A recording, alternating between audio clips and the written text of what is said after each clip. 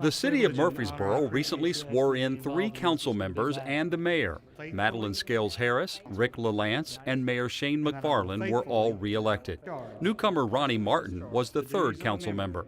We took a moment to speak with him after the swearing in and before his first council meeting. It's a very humbling experience, the swearing in process. It's exciting after having worked, as long as we've worked. I know there's a lot to learn. I'm looking forward to that, and I'm ready to go to work. We asked him how he decided to run for city council.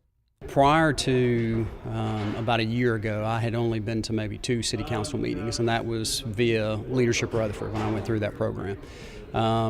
Doug Young's passing and the discussion surrounding his replacement was something that brought me to a council meeting.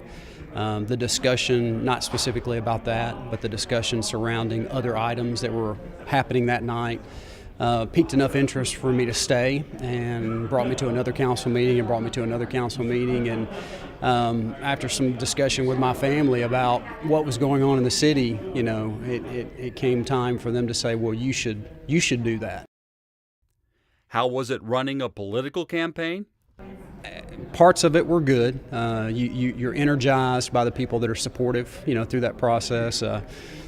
People, friends in the community, people, who wanted to see me be successful, who want to see Murfreesboro be successful. They energize you. You get a little bit of that pushback with folks that are not supportive of you in that process. That's just part of the campaigning process.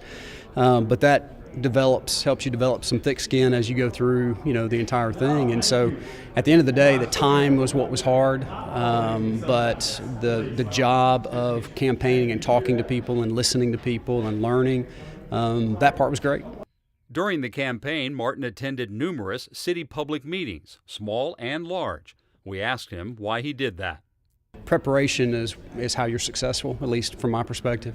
And so because there was so little background I had in city government, I had a lot to learn, and I still have a lot to learn. So for me to even be capable of having a conversation with people in the community or with a staff member or with voters, especially educated voters who had questions about specific things, I'm not the kind of person that was going to just make up an answer and say something that, didn't fit, didn't have some tangible, facts tied to it. So, I had to go to work, and that part was easy. It was classroom-like. I've always enjoyed school, and so I went to school, and that part was fun. We asked him, what are your personal goals in the first 6 months of your new job? Obviously, my background in banking and my background in real estate will be helpful when we're talking about land use, when we're talking about budgets. So I think those are areas where I can contribute pretty quickly.